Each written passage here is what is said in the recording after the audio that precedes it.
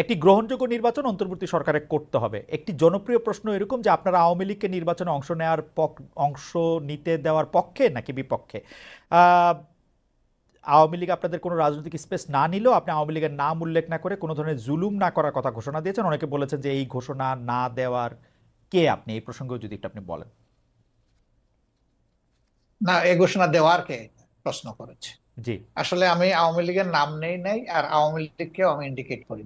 হুম। শুধু আওয়ামী লীগ আমাদের উপরে জুলুম করে নাই, আরো অনেক পক্ষ আমাদের উপরে জুলুম করেছে। হুম। দল হিসাবে আমাদের উপরে যে জুলুমটা করা হয়েছে, যেমন ধরেন আমাদের নিবন্ধন কেড়ে নেওয়া হয়েছে, আমাদের প্রতীক কেড়ে নেওয়া হয়েছে, হুম। আমাদের অফিসগুলা সিলগালা করা হয়েছে, আমাদের শেষ পর্যন্ত তারা দিশাহারা হয়ে আমাদেরকে নিষিদ্ধ ঘোষণা করেছে। হুম। হুম। এই যে কাজগুলা দলের উপরে যে জুলুম করেছে, আমরা বলছি যে এটার প্রতিশোধ আমরা নেব।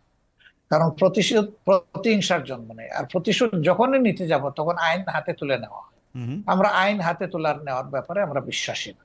কিন্তু সাথে সাথে এই কথাটা আমরা বলেছি যে ভিকটিম এবং ভিকটিম ফ্যামিলি যদি আইনের আশ্রয় নেয়, এটা তাদের রাইট, ন্যায় বিচার পাওয়া, তাহলে আমরা তাদেরকে সর্বাত্মক সহযোগিতা করবো। আমরা স্ট্যান্ড থেকে সরিনি, আমাদের স্ট্যান্ড আছে।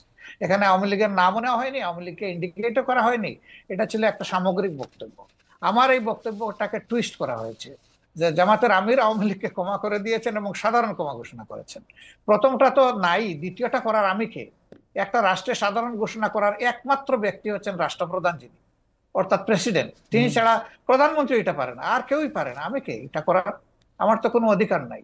বরঞ্চ আমরা বারবার বলে আসছি যে যাদের উপরে জুলুম হয়েছে, যারা ক্ষতিগ্রস্ত হয়েছে, নিহত আহত গুম হয়েছে, তার সম্পদ হারা হয়েছে, চাকরি হারা হয়েছে, তারা অবশ্যই মামলা করবে এবং তাদেরকে আমরা সঙ্গত সহযোগিতা করব।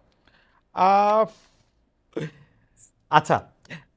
এইটি অবশ্য আমাদের একটি প্রশ্ন, কারণ হচ্ছে যে পত্রপত্রিকায় যেটি ছাপা হলো আওয়ামী লীগকে ক্ষমা করে দেওয়ার ঘোষণা জামায়াতের আমিরের, অনেকেই বলেছেন যে আপনি হয়তো খোলা মনে সাদা মনে সেই ক্ষমাটি ঘোষণা করতেই চেয়েছেন, কিন্তু পরে যখন আপনার দলের লোকেরা বা আপনি ফিরে গিয়ে চাপের মুখে সেটি আবার একটু বক্তব্য অন্যরকম করছেন। বিষয়টি কি ঠিক? মোটেই না, আমি মোটেই না। আমার বক্তব্য টুইস্ট করা হয়েছিল, সেটাকে আমি ক্লিয়ার করেছি। কোনো চাপও ছিল না আমার উপরে, হুম। এবং আমি এখানে কোনো হীনমন্যতায় ভুগিনি। আমি যা ভালো মনে করেছি খোলা মনে সেটি বলেছি।